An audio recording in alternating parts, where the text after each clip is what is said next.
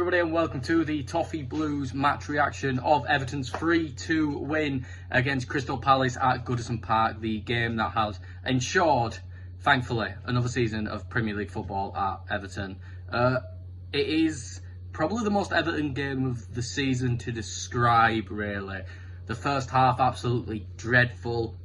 Crystal Palace probably should have had 2 red cards, you know, the Zaha choking Gordon and then the Ayew leg breaker on Gordon.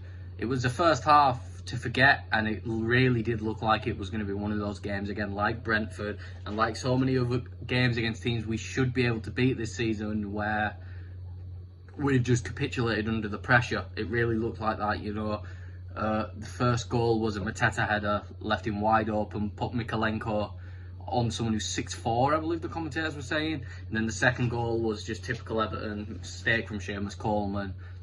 Ayew capitalises, and it's just a really scrappy goal. It's like something you'd see someone complaining about on FIFA or something. We go into half time. I'm tweeting for the game and say I can't see Burnley conceding. I see Burnley holding on. I don't see us winning. I don't see us scoring. Probably need to start jinxing the club more. I really probably think I do need to start jinxing the club more, because all of those things ended up happening. It was quite the second half. Michael Keane, I believe, was the first goal scorer. I'm going to go that Michael Keane suddenly turned into Robbie Keane with a beautiful strike into the goal. Set piece, nodded on backwards by Holgate, right into the path of Keane, who buried it. Second goal was Richarlison, bit of a scrappy one, but Richarlison finished it. And then once again from a set piece, Dominic Calvert-Lewin with a huge header. That just, every bit of doubt about Calvert-Lewin is gone after that game. Calvert-Lewin put in one hell of a shift, and it might be that shift to where he wants to leave the club, and that shift to where, you know, he wants to prove that he's still good enough to get that move. But at the same time, if he wasn't on the pitch tonight, we don't win that game. I think it's quite comfortably we don't win that game. He won almost everything he went up for. His link-up play was good. He was putting in effort, and it showed after the game how happy he was that we did stay up. Players like Richarlison, Gordon, all deserve their Iwobi, all deserve their praise too. But I think the one standout play for me was Dele Alli. He came off the bench at half-time after an absolutely dreadful first-half performance from Gomez.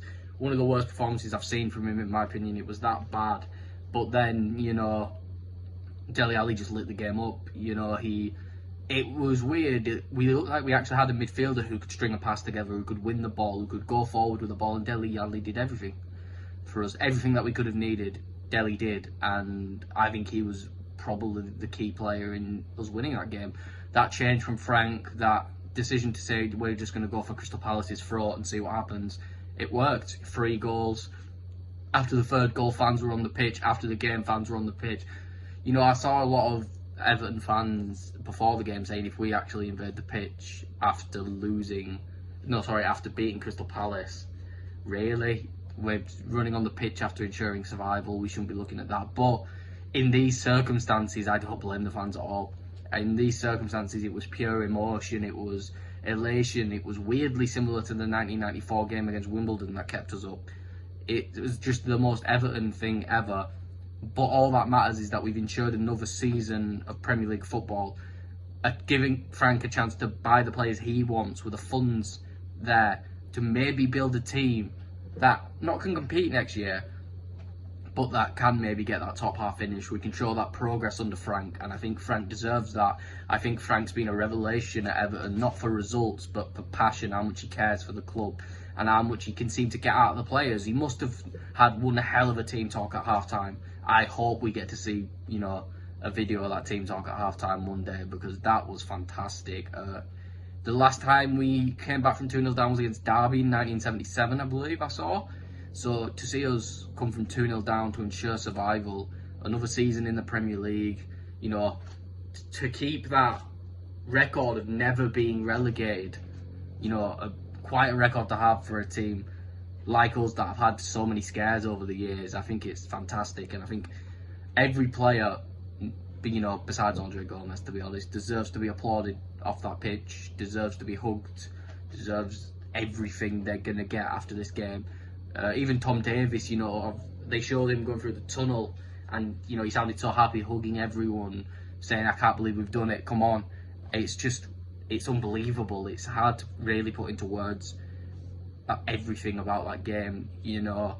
But I think to sum it up is that they showed the character we've been asking for all season.